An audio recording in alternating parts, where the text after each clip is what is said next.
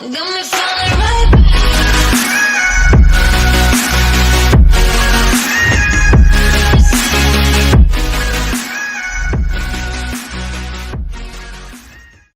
I appreciate that. Those chants in that response, that's how you know you're not at Berkeley. So,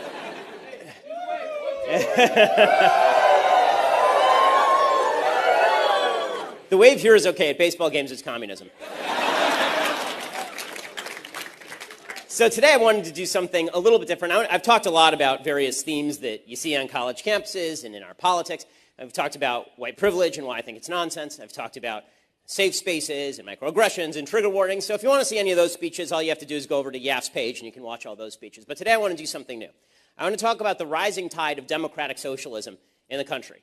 And I want to talk about all of the myths that are being purveyed by the Democratic Party and the media regarding one of the worst systems of thought ever purveyed against the human race. Let's talk a little bit about a woman named Alexandria Ocasio Cortez. So she's the left's newest darling, obviously, and that's why you're booing her. She's a younger, more charismatic, more diverse version of Bernie Sanders, who, of course, loves pudding and socialism. And she has launched a wave of enthusiasm for Marxism among members of the Democratic Party. Tom Perez says that she's the new face of the party, and she's receiving, I would say, a slightly outsized share of attention for a lady who had won a grand total of 17,000 votes in a Democratic primary. There are more people watching this live online right now than voted for Alexandria Ocasio Cortez.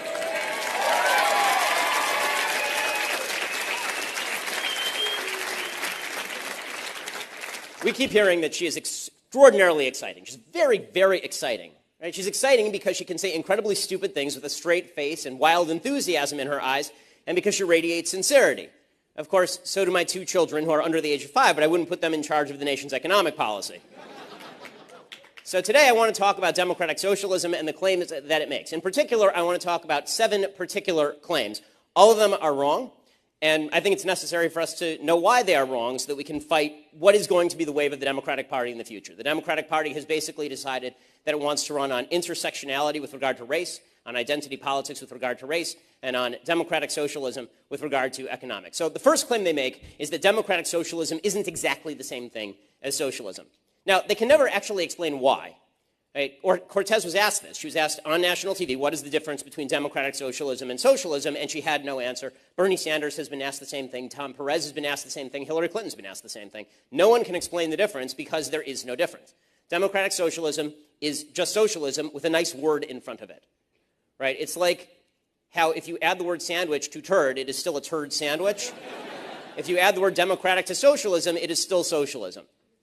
So let's define what exactly socialism is, and it's kind of important to define the term so that we know what we're talking about. So the basic baseline socialist definition is the old ridiculous aphorism, from each according to his ability to each according to his need. Socialist programs redistribute. Socialist economies abolish private property and nationalize industry in order to override profit incentives that drive the market.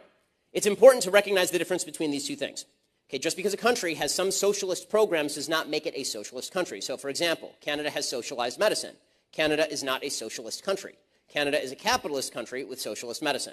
It's important to separate these two things out because otherwise what you get is, look at Canada, what a socialist paradise where everybody has a really high income and everything's great, or the Nordic countries where everybody has a really high income and everything's great, and they have nationalized health care.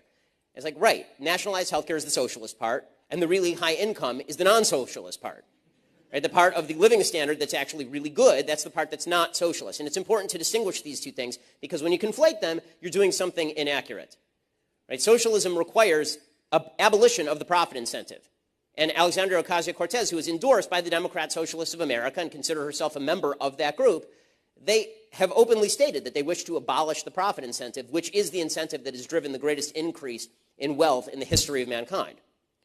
Okay, second, folks on the democratic socialist left, they claim that democratic socialism is not, in fact, force. Because it's democratic, right? They use the word democratic, so now it's not, now it's a democracy, so now it's not force anymore.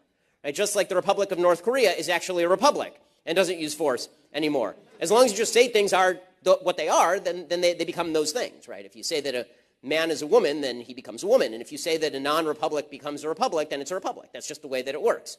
So if you say democratic socialism, then the fact that somebody from the government is pointing a gun at your head to rob you, that is not force anymore. Now it's democratic. Right? Now it's democracy.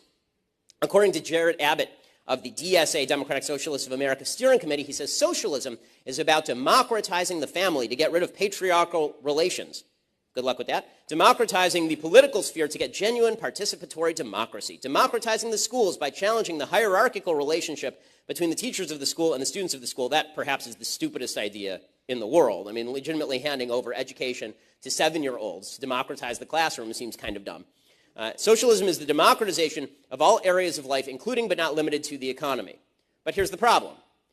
Voting for the use of force is still the use of force. If 2/3 of us vote to rob at gunpoint the other third of the people in this room, that is still force. That is still tyranny. The founders recognized this, which is why they built a system of checks and balances.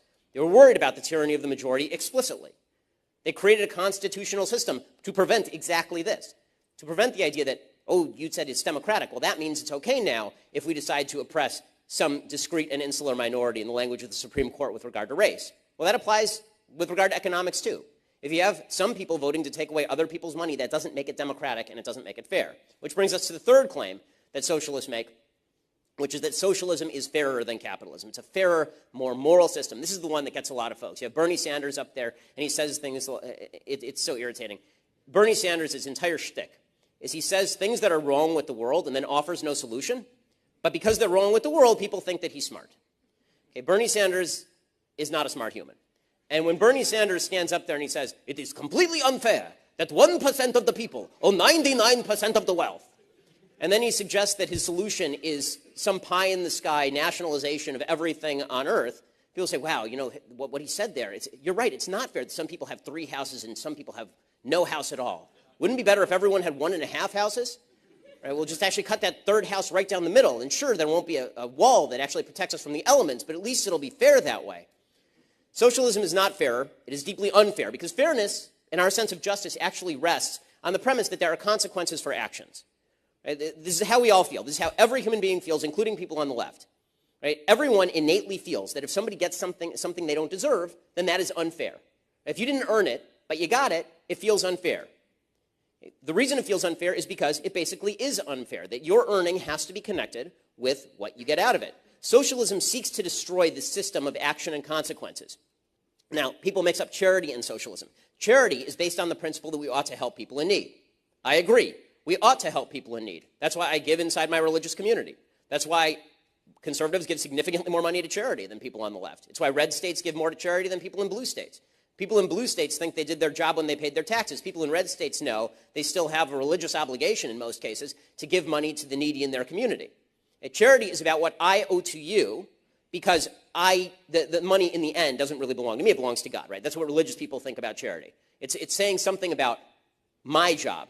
But socialism says that if I need something, that creates additional rights in me. Charity is about my duty to you. Socialism is about your rights from me.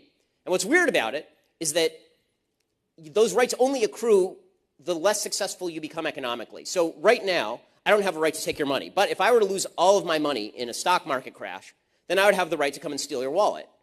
I fail to see how my economic status impacts my right to take your stuff. I'm exactly the same person. Why exactly should my rights change based on whether I am poor or whether I am rich? This is why I sort of like the biblical system that says that judges are not allowed to discriminate in favor of the rich or in favor of the poor. Socialism says precisely the opposite. We're supposed to discriminate in favor of people who have been less successful financially. This isn't just unfair, by the way. This is the essence of jealousy and greed. I have less, therefore I get to take your things. Right? Socialism violates 3 of the 10 commandments. Idolatry, because you're not supposed to worship government, you're supposed to worship God. It violates the prescription against theft, because socialism is indeed theft, even if you vote for the theft. And it violates the prescription against jealousy, that you're not supposed to envy your neighbor. You're not supposed to covet your neighbor's property. That's what socialism is about. That's why everybody is constantly talking about income inequality. Why the hell should you care whether the guy who lives next door is rich? If you're doing great, why do you care if the guy next door to you is rich? If you're living in the second nicest house on Bill Gates' block, you're doing fine. The income inequality between you and Bill Gates is massive, for sure. But are you suffering? The answer is no. The question isn't whether somebody's earning more than you. The question is whether you are suffering. The question is whether you are poor. if you want to make a statement that we all ought to get on board to fight poverty, I'm with you. If you want to say that we ought to fight income inequality, I'm not with you at all. Because I don't think that the rich guy stole from the poor guy. In fact, rich people don't get rich by stealing from poor people because it turns out poor people don't have money.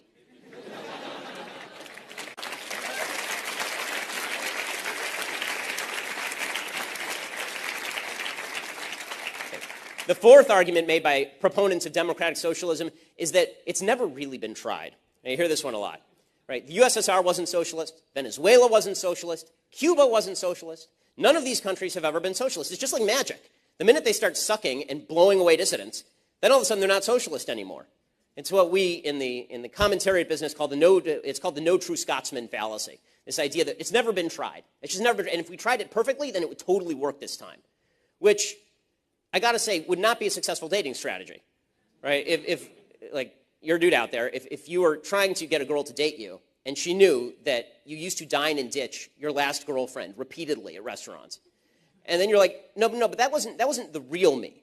The real me is the guy who takes you to really nice steakhouses. The real me is the guy who picks you up in a really nice car that I own, and I will never, ever do that to you because I've changed. I've changed. Okay, ladies, if you date that guy, you're an idiot. Don't date that guy.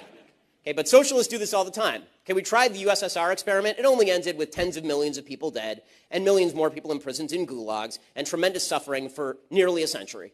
Other than that, it was great.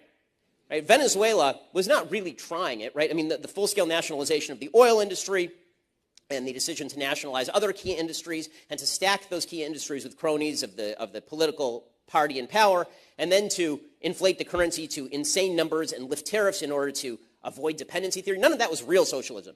Real socialism is unicorns and rainbows. Real socialism is gumdrops. Real socialism has never been tried. Again, if you believe this, you're a fool. Cuba says it's not socialist. Cuba knows it's socialist. Right? Socialist countries know they're socialist because they say they're socialist. But it's so funny. The same people who will say that a country that declares itself democratic is therefore democratic will not admit that a country that self-identifies as socialist is socialist. If you're a country that self-identifies as socialist, then we will determine whether or not you are socialist depending on whether your country sucks or not. Okay, the fifth claim the democratic socialists make, and this is the one that you're going to hear the most often, is that what real democratic socialism is, it's not Venezuela, it's not Cuba, it's not the USSR, it's Norway. Norway's their favorite one these days, right? It was Denmark a few years ago, and then Denmark had an economic collapse and elected a right-wing government. But now it's Norway. Norway is just awesome. As I say, even the Prime Minister of Denmark started objecting to this. In 2015, Bernie Sanders was going around talking about how Denmark was just the best place ever.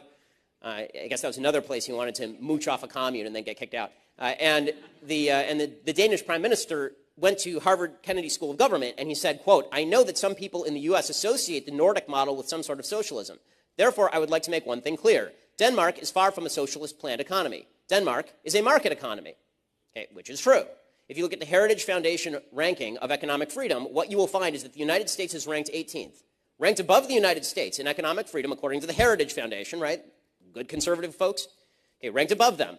Denmark is ranked 12th. Switzerland is ranked 4th. Sweden is ranked 15th. The Netherlands is ranked 17th. So all of the Nordic countries that the left likes to proclaim are socialist are, in fact, actually capitalist, meaning they have low regulation, and they have free trade, and they are great places to invest your money.